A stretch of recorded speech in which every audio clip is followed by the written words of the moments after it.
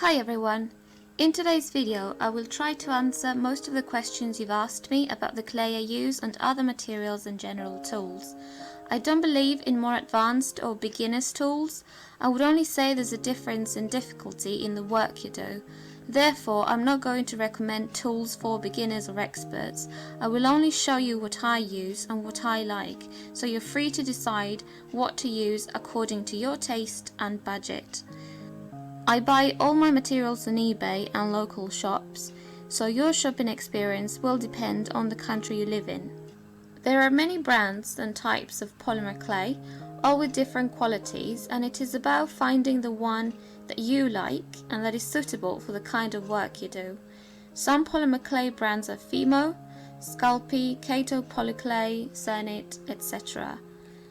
Fimo comes in Fimo Classic, Soft, Accents, and they've recently introduced a pastel range.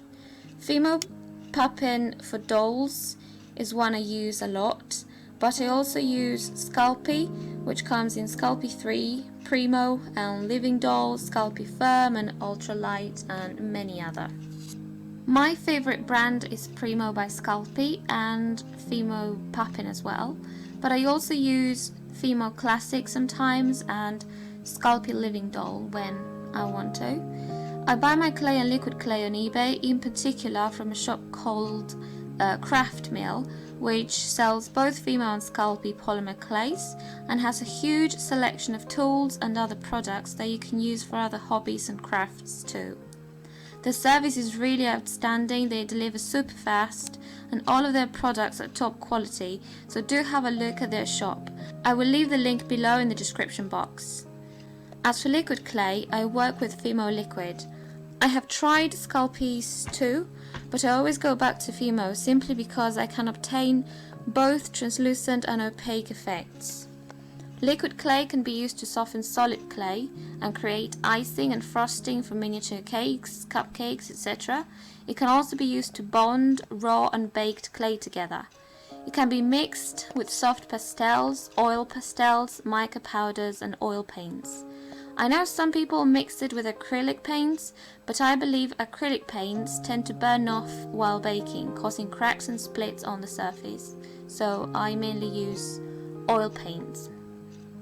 I have a range of tools I use, like nail art, dotting tools, and metal carving or sculpting tools that I also buy on eBay.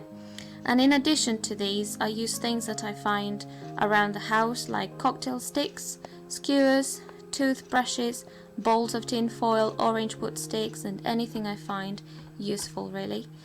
A lot of you asked me where I got my needle tool from, and the answer is again eBay. But it has nothing to do with polymer clay, it's a tool used for cars. Don't ask me what it does in a car, but I thought it looked really useful.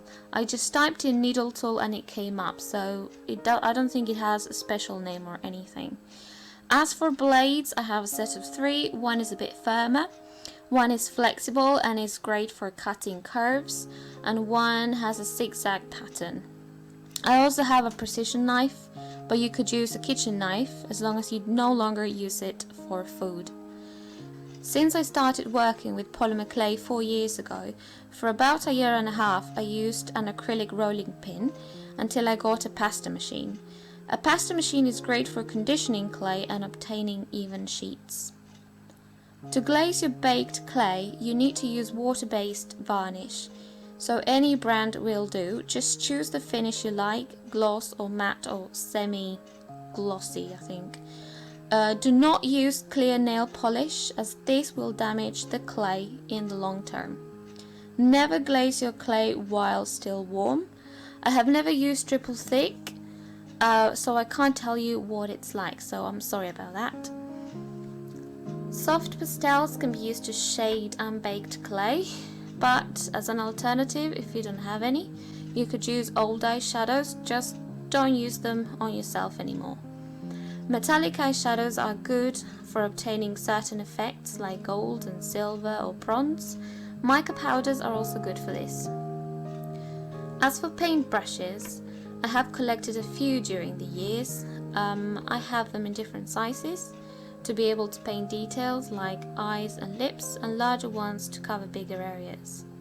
The kind of paint you use on baked clay has to be water-based. I bought my acrylic paints on eBay and local shops. Fimo Mix Quick is a great product you can use to soften stiff clay. You only need to mix equal amounts of the two and mix it until it's ready to use. You can also use Sculpey's Clay Softener Liquid. To make good flexible molds, the best thing I think is to get silicone putty, and it comes in 2 different color pastes which you mix together using the same ratio for a good quality and durable mold. As you may have seen in my videos, I use screw bales and head pins for my charms, and I buy these on eBay as well as all my other jewellery findings. They come all in different sizes and colours, so it's up to you to decide what you like best. As for cutters, I use metal and plastic ones. I tend to prefer the plastic ones as they don't have a joint that marks the clay. I also use lids from bottles, tubes, caps, and the metal tips from pens or mechanical pencils, as you might have seen in one of my videos. The one I use the most to cut out the cake layers, and that everyone wants to know what it is a simple plastic lid, and for my cake boards I use the lid from a bottle of fabric softener. Should you not have cutters, you could make templates out of paper and cut them out with a knife or blade. Polymer clay is an oven-baked clay, and you can use your kitchen oven to do this. Just make sure the temperature doesn't exceed 130 degrees Celsius and that you don't bake it for longer than 30 minutes. Setting a timer would be ideal to be certain you don't burn your creations and spoil all your hard work. Always read and follow manufacturer's instructions. I really hope I was able to answer all or most of your questions. The products and materials I mentioned are those I know and work with, but I don't consider myself an expert. I can only share with you what I've learned from my experience, and there's definitely a lot to learn still. There's always room for improvement in everything that we do. So thank you so much for watching and for all the lovely comments and support you've shown to me. It really means a lot to me, so thank you so much and see you in my next video. Ciao ciao!